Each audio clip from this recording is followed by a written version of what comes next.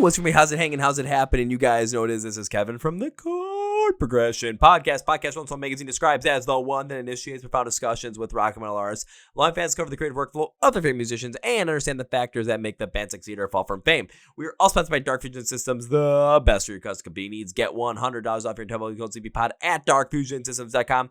Link to the description of the podcast below. If you look on the website, millionpodcast.com, look for their top 100 metal music podcasts. Yeah, we are ranked the 14th best podcast for metal music. 14 is my favorite number, guys. But I can't hold there. We got to get to number one, and we're going to get there at some point in time, but might take a little time. Let's keep going, though. Time for our feature presentation. We're going back to our friends at Manic Cat Records to bring Beth from A New Violet onto the podcast. Not only in this episode do we go over the overall plight of the artist right now in terms of just what it takes to be a local artist, what it takes to have that rebellious spirit within you, to be able to do the things that artists do and be able to support them. We dive deep into why that is at the core of A New Violet's music, and then really take on why the world is trying to put artists in a box. Why, in order to do that, is to have that rebellious punk spirit, and why you need that rebellious punk spirit to not only make life beautiful, but also to find that confidence within yourself to be yourself. You guys ready? Let's go! Yeah! Well, ladies and gentlemen, boys and girls, listeners of the Chord Progression Podcast. You know we've brought a number of artists from good old Manic Cat Records onto the show. Hell, we even had their president Peter on the show for, I think it was 2023 we had him on. And since then, he's like, hey, check out some of these bands. Who do you want to bring out? Who do you want to talk to? Who do you want to show the world to? Finally got to this one, I'm like, yeah, this one has some drive to it. Think about it like pop punk with elements of hard rock, modern rock. Think Joan Jett and the Donnas rolled into one with a great drive behind it. Yeah, that's exactly what we're talking about. The recent single from this band, 66, was released back in August. There's probably more new music coming, but the perfect place to find out about this band, and if there's more new music coming, is going to be right here for the duration of this episode. So please welcome Beth from A New Violet to the podcast. So Beth, welcome to the Chord Progression Podcast. Thanks for having me. Thanks for being on. How is everything going in your world? How's everything going in the band's world at this moment in time in, where are we, October of 2025 already? Yeah, October of 2025. Yeah, I thought the year just started. What happened? Space-time continuum stuff gets mixed up. Plus, as you get older, as I heard, time starts moving faster, it seems like. And this year, I can definitely attest to that. Yep, I guess so. Yeah, shit just keeps going on. But again, how are things going with you? How's the band doing? Just how's everything going in the world of Beth? Well, that is a very, you want a layered answer? You want a quick answer? I don't know. There's so much going on over here. So I'll take the answer you want to give me. If you want to go layered with it, I'm ready for it. I love story time. Oh, man. All right. Well, today's going well. I'll give you that. That's pretty simple for today, at least. So the band is interesting at this moment. I'm kind of working on new. We got some new members coming in, so that's where we're at right now with the band. Interesting. So we got some new members coming in, and we got some new blood coming into it as well. I know when it comes to member changes, it can be a little bit of a touchy subject. But sometimes, it's just people have different priorities in life. People go and just, hey, I want to be doing this right now. And that's totally okay. So if you're willing to talk about like what was really the cause for, some old members to leave and some new members to come in. Well, sometimes just like work and things like that. A lot of people, like for instance, my bassist right now, he was like playing in 3 different bands, but he was also playing in mine. And it got to be a little too overwhelming. And I was like, look, if it's going to be a little too much, then, whoever needs to kind of step down at this point. I'd rather people just tell me than be like, oh, I can't make it to practice, or I can't make it to record the song, or I can't make it to that show last minute. So I'm like, hey, guys, let's just put it out on the table. Who can stay? Who can go? No hard feelings. And so one of my bassists had to drop out, but I have a new bassist already. Like, I'm pretty good at getting people in. Mostly it's like work stuff, like why people can't continue with the band, because we go on tour it takes a lot out of people to be like rehearsing and like doing this. It's kind of full time, like it's full time for me. So it becomes like to be a lot for other people too. So again, it totally makes sense in that regard. Is it's kind of been brought up, priorities change, but at the same time, as an artist, if you're all in on a project, if you're all in on a new Violet and you're trying to grow it, and you have other people in the band that priorities lie in different aspects, whether it is, yes, when you're trying to get a band really off the ground, especially in today's climate, the money issue is going to be a thing. The work issue is going to be a thing. So if people aren't fully invested in that being a full-time job as you are, then there's going to be some, times there where it's just not going to work out. And by being able to bring it up front, hey, we're going to lay it all on the table. Let's just get this straight so that if now's the time, if, hey, if you're not fully invested in this and you want to go and pursue other things, or if other things are better aligning with your life, no problem, no issue. That's life. But then it puts you as an artist in a better position to look and search for others that are going to share that, not basically the same vision, but the same drive as you and the same end goal as you, so that you can come together, create great music, and then get to a point where, you're touring 8-9 months out of the year consistently, whether it's here throughout the US or going over to Europe, going to South America, because we know they love their heavy music over there, going to Australia, going to Japan, places like that. Yeah, exactly. And that's what it's all about. Like, if you're going to be in the band, you're going to tour. So if you can't tour, then you can't be in the band. That's just the way it goes.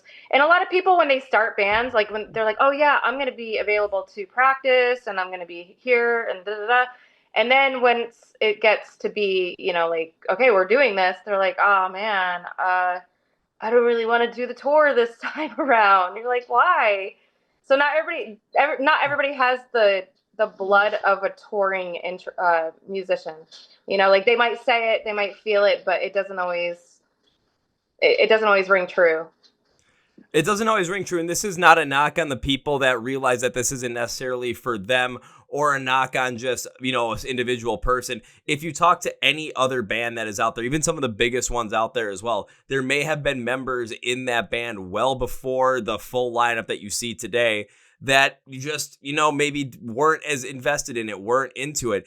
It's part of the growing pains of an artist that a lot of musicians go through, a lot of bands go through. More often than not, it's one of the more common things that you see. You rarely ever see an artist or a band start out with one group of members, and that group of members stay consistent from the band's first gig to their retirement party. Yep, exactly. You hit the nail on the head with that one. Like, you just summed it up. Yeah, and it's something that as fans, you got to realize that too, especially when it comes to musicians that are playing, maybe, and I'm not talking about musicians like, your Bring Me the Horizons or your Bad Omens right now. I'm talking about your local artists, or your ones that are trying to get going, the ones that are maybe touring around the country but are playing in smaller venues, trying to get going and trying to build up. It does take a lot out of you. It does take a lot of work, and at times the reward may seem like it's minimal because, it's not maybe as lucrative as sometimes it would have been in the past, just based on how the economy is working right now. I mean, hell, is anything lucrative as it was 10, 20 years ago? If you take a look at wages, if you take a look at overall prices of things, yeah, it's not. No, not at all. Like, if you wanted to go on tour even prior to 2020, it would be a lot simpler. The gas was cheaper, hotels were cheaper, everything was affordable.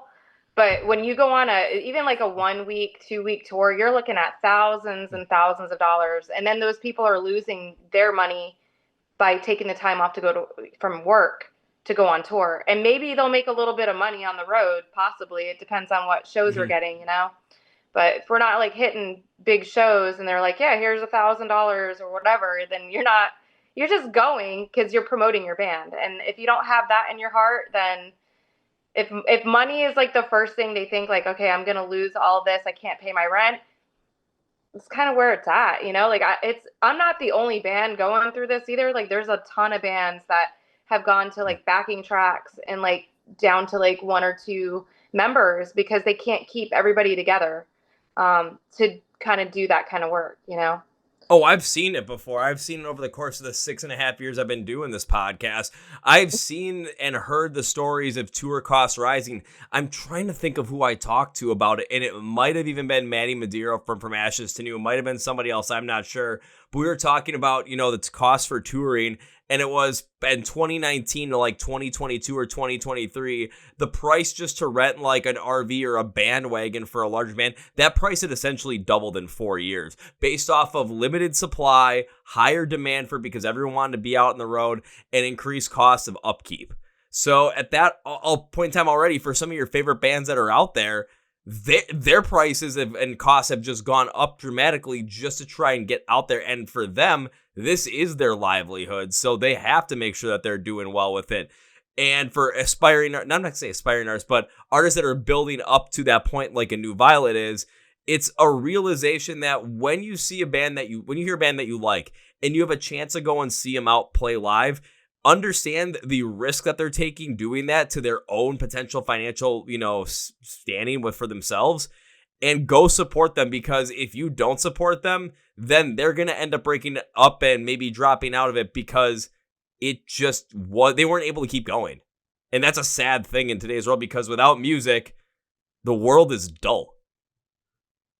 It is. And I've noticed a lot more people are staying in and not going to as many shows. And then you look at the tickets for, bigger bands. The prices to go see them are insane. That you want to take like 3 people to go to a concert, or like get your friends together to go see one of your favorite artists. You guys got to put some money away for that. It's because they're trying to pay their bills too. So it just goes to show where the economy is at. And again, it's a sad thing just based on the fact that, again, music is a piece that people connect to. Live music is a thing that people go to escape the crap that's going on in the world. We all go there because there is something so positive about it that we do not want to miss out on it. And over the past 2023, I went to over 50 shows that year. 2024, I did the exact same thing. This year, I'm probably going to hit, I think my number is going to be like 35, which is a decrease in it. I mean, for me, it's more priorities differing and just doing different things. But at the same time, it's like I would love to go to some other shows, but I've skipped on some because I just don't want to justify the price if it's just going to be ridiculous to a point in time where I could take that money and split it between 3 other shows in a smaller venue and have a much more exciting time, because those shows might create so many greater memories. Those shows might be more energetic because that time you have people that are there that really truly want to be there, and they make it a memorable experience for everyone involved, whether it's the people at the venue, fans enjoying it, but especially the bands on stage. Yeah, for sure. Yeah, go see local bands. If you can get out there, even if it's just like like $10-15 to go out and see a local band, it makes the world go round. I mean, it makes the bands happy because they got people coming out to see you, and then you're out like socializing. You're not just sitting in your house doing nothing, which a lot of people do, I think, now. I don't know, like a lot has changed, so just getting people to go out in general is difficult.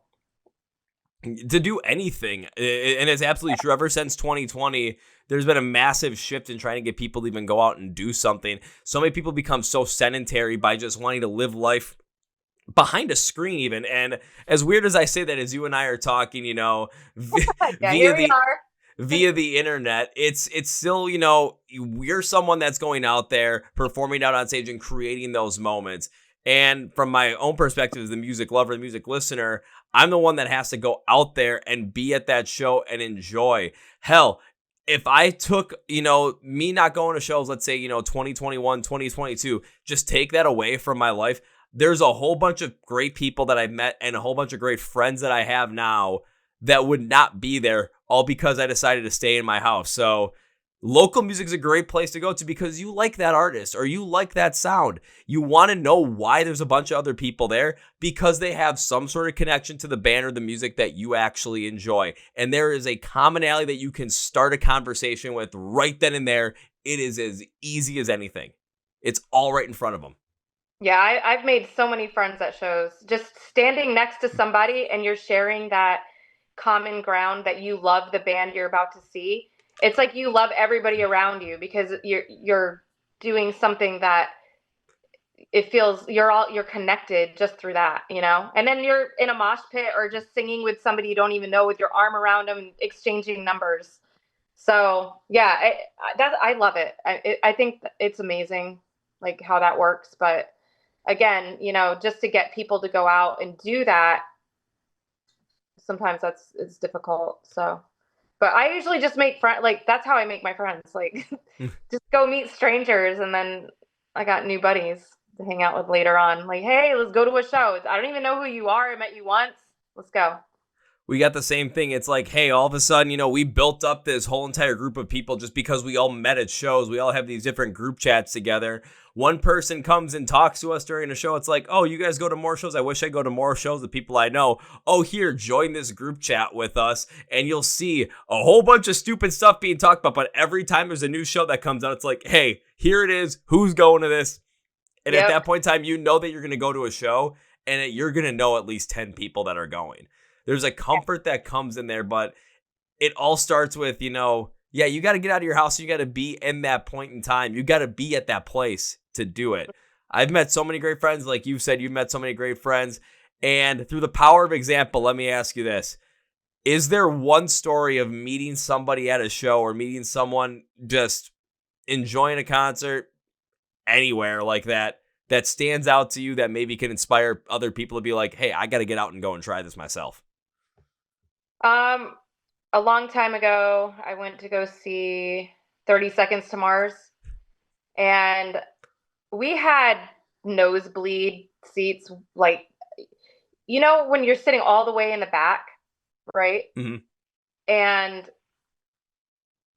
you can't hear, like, the music echoes, but like the person's singing on stage, but it's like so far back, it's delayed, right? Yep. Okay. So we had those, and I came back to go sit down, and there was a family sitting in our seats. And I was like, oh, sorry, I think these are our seats. You're sitting in them. They're like, well, do you want to sit here? I'm like, well, yeah, they're my seats. I want to sit here. They're like, but do you want to? I'm like, not really. They're like, do you want to go in the pit? Because we have 4 tickets, and you guys can go down VIP into the pit right now if you want. I'm like, what? He's like, yeah, I bought, it was a dad. He's like, I bought all these tickets for my family and they don't want to go down there. So I will trade you. So we can have these seats all the way in the back. I'm like, okay. So he gave us his tickets and we go down into the front, and that's where everything was like, it was, the energy was insane, you know, just to feel like everybody in our little circle right there. I didn't know anybody except my friend that was with me. We just all started talking and having like the best time ever. We exchanged numbers, Instagrams, all that stuff. And then I got pulled up on stage. Jared Leto was like, get up here. So he pulled me up there, and I got to be on stage with like a bunch of other people. Mm-hmm. So yeah, it just that energy with other people. It's not so much just like a person that I met. It was just the way that everything happened and the connections that were made through that, you know? So it's kind of like one of those experiences, I guess. That would make sense for one of those experiences. And mostly it's just, you know, you got to go down to the pit, and one of the more wacky ways you could ever get down to the pit by trading with a family that bought those tickets so you had nosebleeds. But it's being in that moment, being that energy, and just talking with the people around you. And then all of a sudden, now you're creating that shared moment. And it could be a group of friends that you see. Just go up to one person, start talking to them. You're going to have a shared moment at that concert, at that show. And it's going to create that time in life where all of a sudden you're like, hey, now I can talk to these people. Now I'm friends with them. It grows. And, you know, even in your own internal self, your confidence grows because you're doing something that you enjoy. You're connecting with people that you genuinely want to be connecting with. And you feel like you absolutely have a place to be yourself. That's the key. You have a place you can be yourself with people, and it's not stuck within, you know, a 10-foot by 10-foot room you call a bedroom. Yeah. Yep. You can do it at a big show. You can do it at a local show. But I'll tell you this, when it comes to local shows, you're going to have a lot more opportunities there, and you're going to see some incredible bands while doing it. So go check out a local show, especially if a new Violet is playing, because you're not going to be disappointed. You're going to feel like you missed out if you didn't. So let's get rid of that feeling. How about that? Yeah, I can't wait to get back out and start playing shows again. We're just trying to get everything gathered up and finish up this EP. And I'm looking at probably early spring. We're going to start getting back out there like regularly. But right now we're just kind of working everything out. So, I mean, that makes sense. You already brought up the fact of bringing in new members and kind of reshuffling that. So you got to figure that out. But all right. I mean, I'll bite when it comes to the spring, when it comes to, I mean, you're again, just going to be in the planning stages of it, but are there any like specific tours you're trying to get on, or you're trying to do something yourself? And then at the same token, are there any specific areas of the country that you're trying to hit so we know where to potentially look for you playing live? All right. Sorry, my dog's back there crying. If you hear anything, she's always interrupting my interviews. She's like, "Hey, I need you right now. Don't talk to anybody but me." So, tension all the time. All right. So we are looking to do a tour in March. I think it starts in March. I'm not sure exactly. We will be going with a group from this documentary. They're called She Rides, and they're coming out with a documentary about women that ride motorcycles. So they picked up the song 66 for their documentary, and we will be going around the country with them on several of their dates to promote the movie and do events. So that's not completely planned out yet, but that's pretty much what we'll be doing. We don't know the route yet. What I'm going to be curious to see what that route is. Does that route just go along the different spots around Route 66, just especially because it fits not only the aesthetic of the documentary of what that tour spirit would be, but come on, you got a song written all about that. I know. Yeah. I'm like, we have to just go straight through Route 66 and then back. And then back, but go straight down it one way, but then go back a different way because, of course, you're gonna want to hit different markets on the way back. Yeah, we'll go on one side and hit all the places on the one side of the road, and then on the way back, we'll hit the other side of the road. The only thing I'll say, the only thing, if that is the case, that makes me smile is it will actually give me a shot to see you play live if that way is the way, because one spot, of course, starts, I think the route ended in Los Angeles and Santa Monica. Yeah, I'm nowhere near there. Where are you at, by the way? I'm in Milwaukee, Wisconsin. So Route 66 starting out in Chicago. Yeah, that kind of works. Yeah, I think we might be up that way. It's probably Midwest stuff. And yeah, whatever they decide we're going to do, we'll be doing it. And I'll be posting that. So I'll let you know. Well, that actually makes sense that Milwaukee might actually be a stop, because if it's about, women that ride, especially riding motorcycles, and Milwaukee is where the Harley headquarters are and the Harley Museum, and Harley Davidson does everything here, it kind of only makes sense that you guys would stop here at some point. Yeah. Oh, I'm pretty sure we will be. Like, if we don't, that would be weird. That wouldn't even make any sense. No, especially if we're trying to promote a documentary, because it's like, okay, there's certain venues around here, of course, that could be played at, or they could, do like a makeshift thing at the Harley Davidson Museum, because then now the entirety of like that bike culture is thrust right into the show right when you go there. Sorry, I got distracted. Oh, I don't blame you for getting distracted when there's a dog that needs attention. Even in one of my previous interviews, I'm going to let her out real quick because she'll never stop. Okay. Get back. So if everybody remembers, in one of our previous interviews, we actually had, I think it was a Generation Underground one. Michael actually had his dog like front and center at the start of the episode. It was kind of cool. Okay, I'm back. All right. I was just telling a story about how in the previous episode, someone literally had their dog in their lap pretty much the entire time. And I'm just like, this is hard to concentrate because dog. Dog, yeah. Dog comes first. Dog comes first. Music comes second. Talking to some random dude from Milwaukee in a podcast comes, maybe fifth. Yeah, it's in there somewhere. It's in the priority list somewhere. But, of course, we've talked about just some passionate things around music and around the music industry. We've talked about this potential tour. But I got to get people into the music of a New Violet. So when it comes to creating this sound, when it comes to cultivating this idea that is a New Violet, how have you done that in the past? How have you created this overall sound that you have? I don't know. I'm pretty much I've always been into pop punk and punk rock. That's what I'm into. Uh, I've had bands since I was a teenager, just playing around in garage bands and stuff. Mm-hmm. I've always written for all the bands. Like I've always written all the lyrics and the songs. So I'm no stranger to that.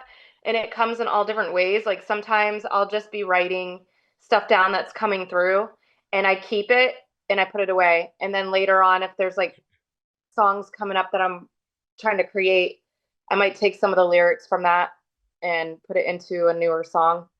And then other times we'll create the music and I'll just, my favorite place to come up with lyrics for music is in my car when I'm driving. We'll just write a whole song and then I'll just start working on what I'm singing about. And then I have to pull over and like put it in my phone real quick and then I'll keep driving again and I'm just repeating it and then I'm like, oh, that sounds good. But then it always turns into something else. Like it might be just like words that I came up with at the moment, but they're going to change at some point. Or if it's that good, it will stay. But it usually ends up changing up a lot. So yeah, most of my writing is done while I'm driving. It's the weirdest thing, but it's true. But how many times have you heard people talk about like how their most creative ideas come in like the shower, or they come in some really, or like in the gym or something like that? You know, driving and being able to write lyrics there because maybe that's what your brain that's most creative, seeing the different changing scenery. You know, you're driving when it's sunny out, driving when it's rainy out. You're encapsulating a specific mood and you're trying to come up with these lyrics. And maybe, of course, most of the time, like you said, they change. But maybe what you're doing in that time, it's like what you're writing down, you're picking words that might have a certain vocal inflection or a certain tone that's brought out when you say them. And it's like, okay, I like the way that sounds. So when it comes to singing this or trying to create the lyrics for this, naturally you're going to be gravitating towards words that have that same inflection or have that same pattern to maximize out on the idea that you still had in the car, but it fits the idea of the song in a little bit more of a consistent way. Yeah, exactly. And it's I think it's because you're not really thinking when you're driving, and that's pretty much when all the creative stuff comes through because you don't have any blockages. You're not trying, you're just doing. It's just happening. Just like I've had times where I'm sleeping and I will wake up with lyrics. Like I'll wake up and be like, oh my gosh, I need to write that down, and it's like a whole song. Like it just came out of nowhere because I'm not thinking, I'm being. So that's really when the stuff comes through the best. It really does. And that's like 66. I was just jotting stuff down that was coming through. And I'm like, man, that'd be really cool to write a song about Route 66. And I was like, oh, I think there's a bunch of songs about it, but whatever. So I just wrote down like a few things. And then all of a sudden, when like a year later, maybe 6 months to a year later, we sat down and started writing new songs. And I pulled up those lyrics and then we wrote a whole thing. So. But that's how the creative process works for you. I've heard people say different things about how the creative process comes to them. But you said it best. The creative process comes the best to you when it just happens or when you're in that most like present state of being, not when you're trying to force it or you've got your mind stuck on something else. Hell, like waking up in the middle of the night and you have a full idea. Yeah, there's nothing else in that moment besides you just feeling that because you just maybe popped up at like 2 a.m. and that's all that there is to focus on is that one idea. You are in that moment. Don't let it pass. Yeah, exactly. I love that. When that happens, I look at it like a gift. It's like a gift that came to me, you know?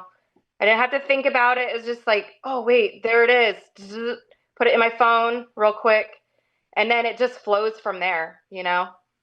So, like my last album or the EP that we came out in November 2022 or 3, I can't remember which year it was now, but one of the songs I wrote on there, it's called This Is My Life. And it's about, I've lost people to, can I say the S word on here? Absolutely. Okay, because some people are like, don't say it. I've lost people to suicide. And that song is about, if you had just waited maybe like a little bit longer, your whole life would have turned around, but you took it before things got better. Because everything gets really bad before it gets really good. And I know that depression and all that is really, sometimes it's tough. We've all been there. But like, if you just keep pushing through, it always ends up being really good if you continue going. And that's what I wrote, This Is My Life about, because in the chorus it says, not starting over. And then it says, I keep on going, but I don't know why. So the whole idea is, I'm doing this, but I don't know why I'm doing it. I should have gave up already, but I'm going to keep doing it, even if I don't have a reason to do it. So that was kind of where that song came from. It came from like my experiences of losing people, and not just people I know, but like having friends lose people that they love to suicide. So I was hoping that it would inspire people to like really not give up, because it does really get better if you don't. It's weird how that happens, but it can get really good. Well, because even when it does, like, if you're thinking about it, when you do something like that, or, you end up taking your own life as a person, the thing that ends up happening is, because I've gone through that manic depression point too, and I've had those thoughts before. I've spoke about on the podcast that I attempted 4 times in 2017, and yet here I am still here. Doing that doesn't like make things good. All it does is it takes away the pain that you're feeling, but it doesn't replace it with anything. It replaces it with nothing. You're not there. That pain ends up getting transferred over to all the people that end up caring about you, because now that you're no longer in their lives. And I'm not trying to put that burden on somebody, but it's, you have such a strong support system that wants to see you get better. And if you continue to push on, things will get better. And then those negative thoughts will end up being overtaken and replaced by something a lot more positive. When listening to your music, especially listening to something like 66, it has this punk vibe to it. It has that pop punk bounce to it. But with the punk side of it, it has this rebellious spirit of going against the grain. And even when you're talking about this is my life, or this is your life, what takes that kind of place of that rebellious spirit? You're rebelling against the bad things that are going into your mind. You're rebelling against the things that are negative, and you're not going to let them affect you or run you like they want to, or like it's like you might fall susceptible to. If you continue with that punk rebellious spirit, you can convert that into something that is majorly helpful, especially in a period like that. Because when I was going through all that, my one thing I needed to do first was take back my favorite band of all time and kind of just use that as a catalyst to continue to keep going. Funny enough, it was a punk band, so it worked. The rebellious spirit continued to, things got worse, but the rebellious spirit, the punk style, was like, I still feel like me, because I know that if I beat this and I rebel against these negative feelings, the real me's still going to be there, and even better than ever. Yeah, rebellion is the most important thing in life. I don't think I believe that the reason a lot of people get depressed and they go into these places is because they want to fit in. I mean, that's not the whole reason, but like a lot of people get worried, like, oh, I'm different, and people are gonna make fun of me, or they're gonna think I'm weird, or that's like that's the best thing you can be, is different and weird. That's who wants to be in a world with a bunch of the same people, and that's what I went through when I was in school. Like, all these kids, they were mean. They were so mean. Just because you're different, I always dressed different. I always kind of just was a lone wolf. I didn't really follow what everybody was. I hated doing what everybody else was doing. If everybody was doing something, it was a trend, I was doing the opposite, because I did not want to fit in. And people would make fun of me for that, and at times when you're younger, you're like, oh, maybe there's something wrong with me. maybe I'm just an unlikable person. Maybe I don't deserve to have friends, and I don't deserve to really have anything. Like those things eat away at you, you know? But the reality and the truth is, and that's what brought me to punk rock too, is because there stood the rebellion. Everybody is being who they are to the core without apologies. Nobody's apologizing for showing up with a half-shaved mohawk or their half of their face pierced up and one side not. Like they can do whatever they want, and everybody's like, "Yeah, let's go." You know, there's beauty in that, and that's where all the that's where all the cool kids are. Oh, absolutely. It's like if I go to a punk show, I'll see that happen all the time. I'll see the half-shaven mohawk. I'll see a kid with a bunch of piercings. I'll see the people looking like they just got out of a fight basically because of it. You know, that's just the style that they want to go after. Yeah. And then they'll see someone like myself come in, backwards Milwaukee Brewers hat on, no tattoos, no piercings, probably got like a We Came as Romans shirt on in black shorts. And it's like, okay, this dude doesn't fit in here, but once that music starts, as you start talking about that stuff, you realize that it's all about that person that's inside. It's not about the look, or it's not about this pleasing to an outside world that you think cares about you, when in reality, you're so worried about, especially when we were younger too, we're so worried about what we think the group or what the overall like cool kids wanted us to be like, or what was cool, when they didn't give a shit in the first place. They were more scared of them losing that than we were of being ourselves. When we were ourselves, holy shit, did things go so much better. And I was going to ask you where kind of maybe that punk influence came from, but you just embody that rebellious spirit, and you've embodied that since you were young, since you were just doing the things you wanted to do, dressing different, being yourself. And even when it seemed like it, you know, as a kid, the pressure of maybe being in school and being around kids in a microcosm and trying to fit in, you somehow stood against the grain. You rebelled against the grain on that. And those people might be out in life doing something that they don't want to be doing because they were so concerned with the thoughts of other people. Where here you are with a new Violet, creating art the way that you want to create it, creating music the way you want to create it, going out on tour across the United States to share your art with people, and people are paying to support it as well. I mean, who's really the one that's living life here? Yeah. I mean, that's the life of an artist, you know? And I hate, it sounds, you know, like I was born this way, but like I was born this way. I was literally born a rebel. Like I came out. Don't tell me what to do. Don't tell me how to dress. I wanted to take, when I was little, like I wanted to walk around like the guys. I'm like, why do I have to wear a shirt? You know, I was young. So I was like, whatever. And my parents were like, cause you're a girl. And I'm like, so why can't I walk around like the guys without their shirts on? They get to do it, you know? So I would just do it. And they're like, you need to put a shirt on. I'm like, no, I'm not doing it. But, you know, I was always rebelling against my family and like the construct of what they expected of me. And so punk rock just really helped with that, you know, like I've been through so many stages, shaved head, piercings. I've done it all. Now I'm like, this is probably the most normal I've ever looked in my life. But I'm fine with it because I'm still punk. That is the absolute key, is you're still fine with it. That is the rebellious spirit, being confident in oneself.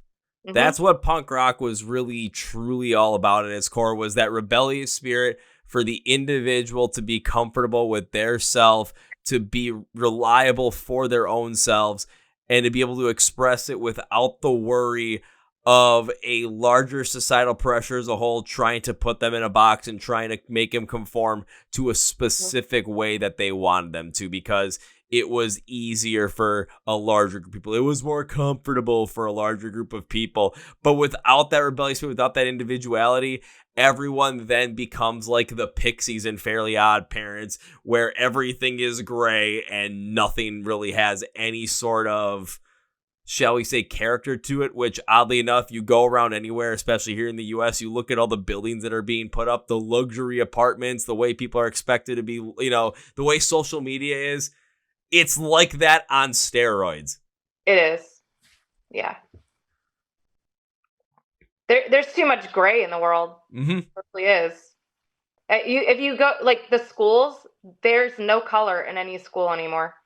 It's white walls, gray walls, green, like, whatever. There's no color. Government buildings, anything that's an institution, you're looking at something that has absolutely no life to it at all. So artists are here to bring all that color back in. If it wasn't for artists and creators, then there would be no existence of that flair and that, the color and the energy that needs to come back in. I can't even imagine what the world would be like without artists, What a horrible life that would be tough. That would be tough if you were forced to be that way.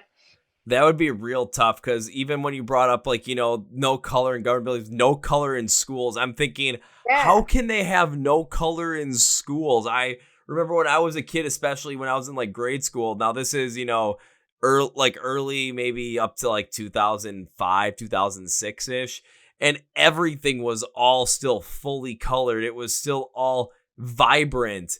And it matched the vibrance of, somebody growing up, somebody that's learning the ways of the world and just experiencing life. Now you take that away, everyone just doesn't have the freedom or doesn't have the feeling that they can express themselves. Hell, take a look at, new build houses. I've seen them before. I've seen people buy them, and I'm like, I walk in, I'm like, everything is the same. It looks like it was built off of one of those white people renovating houses shows. It's an open concept with white walls and stainless steel appliances, and it looks like I'm in a goddamn hospital with no personality because, the walls are so clean. Don't put anything on them. Or maybe put that one poster from some, Pinterest board or that we found at frickin' IKEA, just because it falls with the aesthetic that we're trying to go for. Hell no. If you look at where I'm at right now, I'm like, I got a huge flag of my own logo behind me. Yeah. I've got a huge We Came as Romans banner over here. I've got signed posters from Rise Against and Ice Nine Kills up here. I got all this shit all over the place. And it's like, you know what? Yeah, could it look potentially a little tacky? Who cares? This is just the way I like it. This is me. And when I come here, it feels like home. Yeah, and look at me. I'm super tacky. Can you imagine the women that are going to look at me with these pants on and this shirt? It does not go together. Aesthetically, this is not supposed to happen. But I'm making it happen right now because I don't care. Like, this is what I want to wear. Like, people would freak out. Like, no, you can't wear stripes with plaid. That doesn't go. Who cares? The only way that stripes with plaid doesn't... I'll say, Beth, the only way that stripes with plaid doesn't go is if you let someone tell you that it doesn't go together. Well, that's the thing. Somebody created that it doesn't work. Somebody said it doesn't look okay. So then it got into people's minds like, oh, wait, so that doesn't work because it's too clashing and it's too disrupting. I think that's what it is. I think I just figured it out. People are disrupted by anything. They're distracted. You're distracting people from their 9 to 5s or what the line of work they're meant to be on. You know what I mean? Like, you can't do that. You can't color outside the box, because if you do that, then you're not following the rules. That's really all it comes from. Somebody made that up to keep people in line. And then people believed it. And then that's how they're living now. I feel bad for them. Holy shit. You are absolutely onto something there. Because even when I'm at like my full-time job, even the one I have now, the one I had for the last 6 years before this one, I would be on like work calls, or when I was there, I'd be there. I would, have a backwards hat on during calls. I'd be wearing band shirts from bands like Ice Nine Kills and We Came as Romans and Baby Metal and Alpha Wolf and Rise Against all the time, because I'm like, this is just the way it is. This is just how I am. Yeah, if I have to talk to some important client that you're on or some important person we're doing, okay, if I have to put on a shirt, okay, fine, fuck it, who cares? But if we're just talking together and we're trying to, make something happen here, yeah, I'm just going to wear this. And if you're going to be distracted by it, you know what? You're more distracted by the way someone else looks than the actual stuff that you're doing in life. Where I'm more focused in on, hey, I'm comfortable being me. This works because it's working for me. And I'm just going to live life the way I want to live life. You can do your 9 to 5. You can sit home at night watching The Big Bang Theory, going to bed, waking up in the morning and doing it all over again. You want to know what I'm going to do? I'm going to be doing episodes like this and be talking to artists like this, having a great time. I'm going to be going and seeing those artists perform live here in Milwaukee or Madison or Green Bay or traveling down to Chicago on a Tuesday night. And you want to know what's going to happen on that Wednesday night that follows? I'm going to do it all over again. And you're going to be hearing the stories about it. You're going to be thinking I'm crazy, but I know in the back of your head what you're thinking. I wish I was as confident to do that and for my own self as he is or as she is. Yep. In the back of their head, they're like, man, I really wish I could do that. And you know what? You can. You just have to get out of that mindset that keeps you stuck. Mm-hmm. And it's just like constant brainwashing over and over and over and over and over. If you believe it, then that's what you become. So you have to brainwash yourself into what you want to be. There's a great quote. It's those who think they can and those who think they can't are both usually right. If you think you can break out of that cycle and you think you can figure out the way to live for yourself and live comfortably with how you are, who you are, you're going to be able to find it. You're going to do it. And by having that mindset, you're going to put yourself in situations to connect with people that also feel the same way, that are genuine, and that you actually want to create those friendships, create those bonds with, and create those relationships with that are going to last you a lifetime and are going to make this world a better place because of it. It literally is an artistic move to, invest in yourself, be yourself, and be comfortable in yourself. It's disruptive, like you said, against everybody else's perceived norm. And once you fall in that feeling and you get so confident in yourself that you can do that, how sweet it is. So sweet. It's the best thing ever. Honestly, I think this might be one of the best podcasts I've ever had talk about this, because it's something that people don't really want to talk about at times or don't get to talk about, but it's the rebellious spirit that really overtakes, and your music has that. And we just dove so deep into something that if anybody takes the most important thing away from this, it's that rebellious spirit to be yourself, because that is what art is. It's the rebellious spirit to be yourself in the face of a world that wants you to fit into a specific box.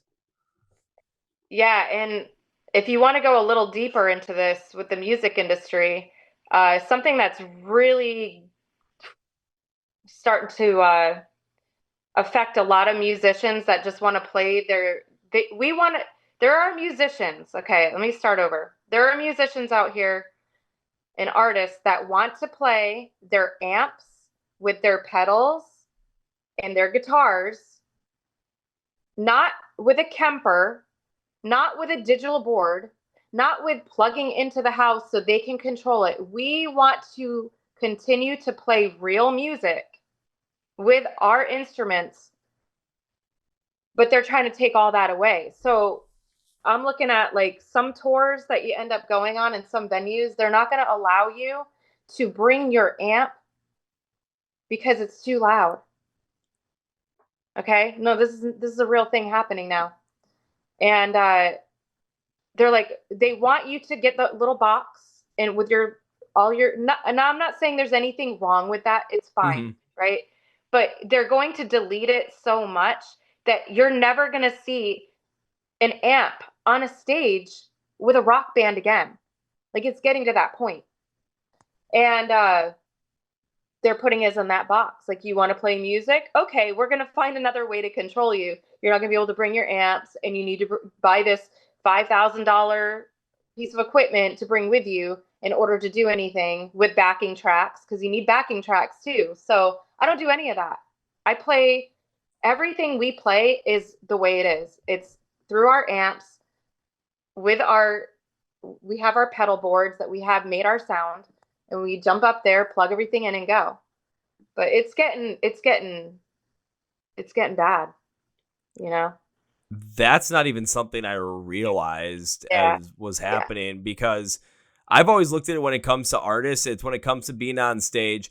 What are you going to do to be able to create the best live show? If it's something where, there's maybe only 3 of you, and when it came to writing the album, you had 5 people, you need the backing tracks to make the best performance, the best piece of like a night out for the fans. Absolutely do what you can to do that. If it includes doing everything yourself, bringing your own amps on stage and just making that sound as raw as possible for yourself, if that's what you think is going to get the best overall show, by God, do it. It's all about what's going to be the best overall outcome. But if you're going to limit that, artists are going to be able to find ways to be creative within a structure, but it's so much better when you allow them to be creative with no boundaries. And if you're going to limit what artists can do at a live show by forcing them to plug into a certain thing or not bring their amps on because it's gonna be too loud. Yeah, no, I'm not even kidding. How often you need to turn it down, it's too loud. I'm like, why are we here? If it's too loud, then why are you here? Why did you ask me to come to play this show? Like, I don't understand. And if you're a fan, you want to know one of the greatest things you can do if it's like, oh, it's a little too loud. It's 2025. There's many places that are making those high definition earplugs that absolutely will help out with that and will make sure that it sounds really good. I've been using those for about like I said, I've been 2023 and 2024. You combine the two, I was at like 105, 106 concerts. My hearing did not go out. You want to know why? Because I use those freaking earplugs and they work like a charm. All you got to do is just protect your hearing a little bit. I need to get some because I think I'm going deaf, actually. I highly recommend them. I've had them, since I remember it was my buddy got them we were going to go see Bring Me the Horizon and Knocked Loose back in 2022. He got a pair and I was concerned about not the quality, but I'm like, dude, are these going to hold up in the pit? He's like, I've seen people in the pit wear them. I'm like, no, hold up like how we are in the pit. He's like, we'll find out. And 3 years later, we still use them. Yeah, what are they called? We use the eargasm ones. Eargasms, yeah. Yeah, I was gonna pick some up a couple months ago. I was like, maybe I should get some of these just in case, because I play music for a living. I play solo shows, like acoustic, and then I play with my band. And so, yeah, I'm pretty sure I'll probably be deaf at some point if I don't figure it out. Yeah, I would say. I don't think for in-ears either. Like, I'll just raw dog it. Let's go. if you're raw dogging it, definitely get a pair of those. Yeah. I would recommend it. I use them for concerts all the time, or if I go to like I've been a NASCAR racer, I always go to the Indy 500 every single year, and we're really close to the track all the time. It's like, you know what? Especially if I'm gonna make sure I want to listen to music the way I do and do this podcast I want to do, I gotta protect that hearing. Yeah, you do. Yeah. So so one way to mitigate all that is let's just, for people wear earplugs. But the other way too is everybody just take a fucking stand against all this shit that the music industry is doing to try and limit artists and what they can do. Yeah, for real. Like, artist was not meant to be put in a box, people. Industry, fucking wake up. We are not, we don't want your box. We're going to break out of it somehow. You're going to try to close us in and we're going to break out again because there's people like me, people like you. We're not going to put up with it. We're just not. We're going to find different avenues and everybody's going to stop doing what you're trying to make them do. This isn't Hollywood. We are musicians. We're artists. I'm talking about like painters too, like artists, like digital stuff. People want real art. I want a real piece of art on my wall. I don't want some AI art. I don't want that on my wall. I want a real artist to make it for me, but they've made it so expensive for an artist to buy their medium and to be able to create, and then for people to buy it from them because it's so expensive for the tools. So like, oh, just go to AI, So yeah, it's like a war on art. That's what I feel like we're at. It's a war on art, and the only way that we're going to continue being able to push through that and in the end win that war is if there's that rebellious spirit that stays within artists, people that are supporting artists, or just people that enjoy this stuff continuously. The only way it's going to continue on is you have to still have that rebellious spirit. Have that punk spirit in you, bitch. Bitch. Yeah. Thank you for, I feel good I could swear on here because some podcasts I'm like really worried if I say. Oh, I would do it because then they're like, no, you can't say that. And I'm like, man, okay. It's like, yo, you can't say that. We need the ad revenue. And I'm just like, I don't give a shit. I'm here to support the artist. I want them to be them. Oh, it's not going to make my video have as good an ad revenue. Whoop-de-fucking-do. Oh, no, I'm not going to watch it now. Oh, the audience isn't going to watch it now. Hoo. Yeah, I did a suicide awareness event last September. I had put the whole event on. And I was on the news. And I said the S word. I said, I've lost people to suicide. And I said everything perfectly the way I needed to. And the guy stops me and he says, hey, you have to re-say that. You have to say that over again. You can't say the S word. I'm like, why though? That's what it is. This is suicide prevention awareness. It's like, it's about suicide, like prevention. How do I not say it? They're like, say you lost somebody. So then I went over and did it again. And I had to say, I lost somebody, but like to what? What did you lose them to? You know what I mean? So I was like, oh, this editing stuff, what are you, just let me say it. Cause you can't get your point across if you're being told how to say something. It doesn't come across right. You know? Yeah, that's why it's like, I know with this too, it's like, I look at like sometimes with YouTube, I'm like, oh man, the ad revenue is not going to work on this. Whatever. You know what happens though, on the audio side of things with Spotify and Apple Podcasts. Yeah. I don't get any ad revenue from that. So whoever's listening is just listening, and those numbers been going this way. So, oh yeah. Because you're doing it right. Yeah. People are catching on that you are a part of the movement of, we are moving away from all of that stuff. You're finding an avenue, and look how many people are following you for it. Took 6.5 years to keep that dream going, but you know what? Could have been 7. Could have been 8. If I would have stopped at 6 or I would have stopped at 5, you would never know. You would never know. Perfect way to put it. Well, Beth, I got one last question I want to ask before we wrap this up. In the spirit of rebelling against all this shit and the spirit of supporting music, I got to ask you this question to get to know more of the great new music out there that you love and support that.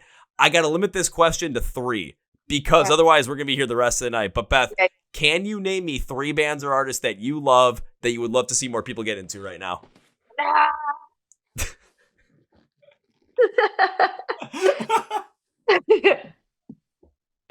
All right, let's go. Can I name some local bands? Absolutely. We're still gonna tag them. Yeah. All right. So there's a band called No One Road around from Tampa. I really love them. They're like pop punk, but they're doing like some other stuff. So I really appreciate like they've had to change a lot of their stuff up too. They're from Tampa. No One Road. I think they're only like 2, the lead singer and her guitarist now. So check them out. No One Road. And then another band. You need 2 more. Yeah. Bands. Why didn't you prepare me for this? I didn't know.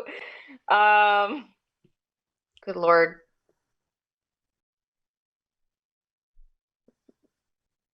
Help. Help. Do I got to throw one in there? Yeah.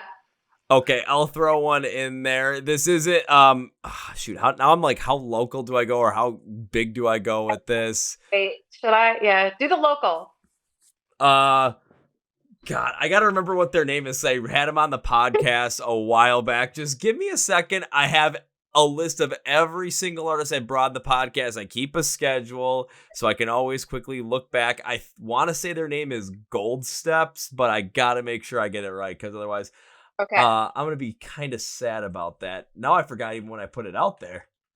It is called Gold Steps. They're a pop punk band from here in Milwaukee, Wisconsin.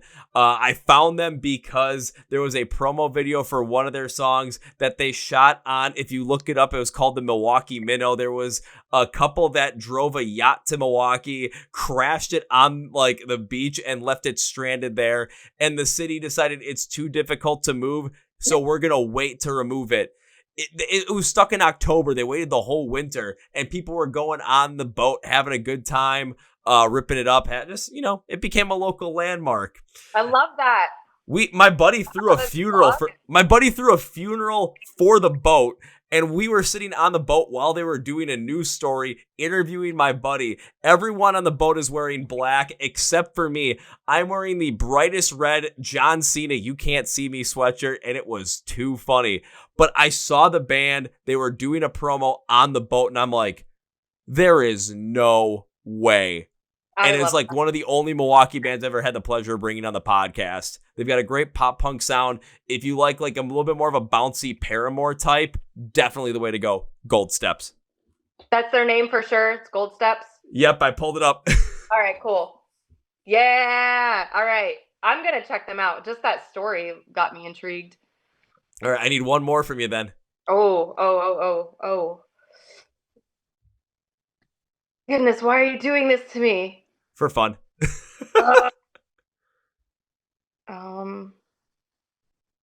Oh my God. Go check out my friend's band, Magnolia Park. Another band that's been on the podcast. Yeah. Go find Magnolia Park. Absolutely. Go check out Magnolia Park at the time of this episode recording and releasing. I believe they'll be out on the road. Direct support from another great band that's been on the podcast. Another great band we've already mentioned, From Ashes to New. Yeah. And I think they're also with Until I Wake and Not Enough Space. So check all them out. I've had them all on the podcast before. I love them all. Recently had the ladies from Not Enough Space on there. Those ladies absolutely rip. So go check them out too. Yes, please go check them out. They're hardworking dudes.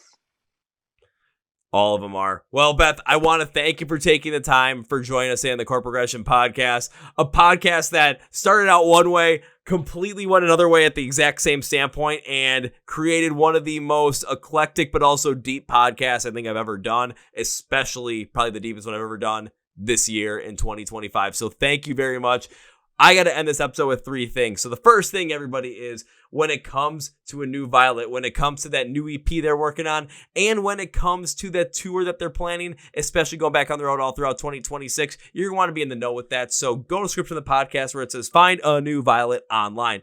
Links, labels for everything where you can find them on social media, where you can check out their music videos, where you can listen to their music and stream it, where you can go support them by buying some merch, and of course, seeing them play live when they come around you.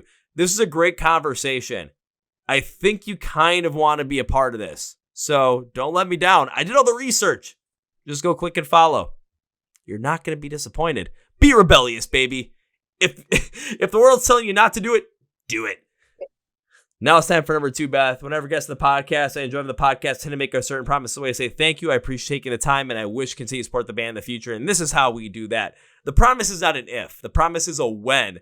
When implies this is going to happen. I just don't have a day or time yet. But when I get to see you perform live for the first time, I will come and find you. I will come and say hello to you. That's not the promise, though. Promise is that first round's on me. Ooh. And I'll always like to pay up on that, too. There's times where I'll say hi to the band. They're like, hey, guy, Kevin, how's it going? Beer? I'm just like, I owe you. What do you need? I don't drink, though. Doesn't have to be a beer, though. Doesn't have to be alcohol. It could be whatever you want. Okay, perfect.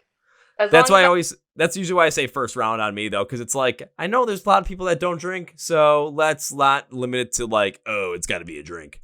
But I appreciate that, and I will be taking you up on that.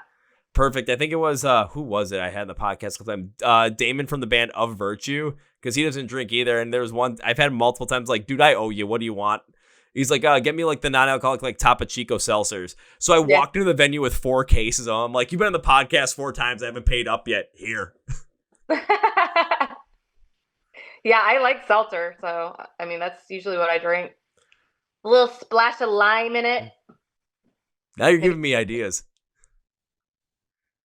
Huh? They're giving me ideas. Not even like one round. I might have to do the full case thing of just like, I couldn't do one round, so here's the whole thing. Enjoy. That's perfect. It'll work. Well, Beth, now it's time for number 3. I cannot end this episode by saying goodbye. That is way, way, way too final. I'm going to make sure I tell people from Manicat, hey, when there's more new music coming out from when that new EP is ready and when that tour is ready, let me know. I need more people to know about this. We're bringing Beth back. Plus, I got to make good on that promise. So this cannot be goodbye, Beth. No. This is. I'll see you later. Perfect. See ya. Well, folks, my interview with Beth from A New Valley. Now it's time for Kevin's final thought. My final thought is yes, absolutely yes. I've had a lot of great artists on the podcast so far this year in the year 2024, or not 2024, 2025. I mean, we brought on Orbit Culture. We brought on Dead. We had Sensors. We had Woe Is Me back here. We had Royal Lynch show up. We had Calva Louise on here. We had Fox Lake. We had the guys from BSB TV. We had Wolves of the Gate back on. We had Novelists. We had Nathan James. We had Mayday Parade. We had Magnolia Park. Bleed From Within. We had Gemini Syndrome. We had Whitechapel even.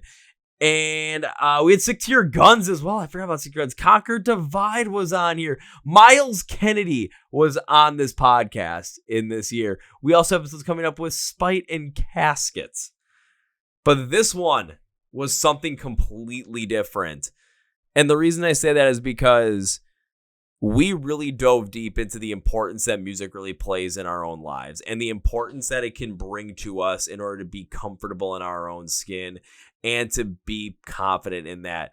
When Beth was talking about, like, you know, we got into the whole entire rebellious spirit of punk and why that's important to really be brought out to make sure that, you know, hey, if I'm not doing the best and I'm not feeling the best, or if I feel like, you know, I'm not myself and I should be following along with what other people want me to do, the rebellious spirit can help make you your own person, give you the confidence to do that even in the face of that. When she brought up how she was, you know, clashing Stripe with Plaid and how people were going to give her shit for it, but it's like, hey, it worked because she made it work and she was just rocking, and whatever it was, it turned my mind to think about, you know what, she makes a great point. And the reason she makes a great point is because it works. It's because she just wants to do it. It's her own personality. And if she likes it, hey, that's her style. If you like something and that's your style, go with it. Roll with it. We cannot put people in boxes. We cannot put art in boxes. And when we put art in boxes, we all become like the Pixies and the Fairly Odd Parents, boring as shit and without any individuality. Individuality is what paints the world colors. Your own confidence and the art that it brings makes the world a more colorful place. It makes the world a brighter place. It makes the world a much better place. So have that punk rebellious spirit and be confident in yourself. Show that. Enjoy. I want to thank Beth for being on the podcast today. When it comes to New Violet, go script the podcast below. Find everything you need to do to support the band down there on social media, where to listen to music, get some merch, and see and play live when they're going to be out on the road in 2026. Please also make sure you follow along with us on the Chord Progression Podcast, Facebook, Twitter, Instagram, links to the podcast below. The subscribe button on YouTube is right down here. Subscribe to the Chord Progression Podcast. We're so close to 6,000 subscribers. Come on, let's hit that marker. Please also hit subscribe or follow on Spotify and Apple Podcasts. Hit the like button on this episode to help push it in the algorithm and get more people to know about this, because this is an important episode for them to get to know about. Thank you, Beth. And that's going to be it for me. Thank you for listening to the Chord Progression Podcast, Miss Kevin. And you guys know how I end every single one of these episodes. Big, healthy, and hearty. You see y'all. Yeah.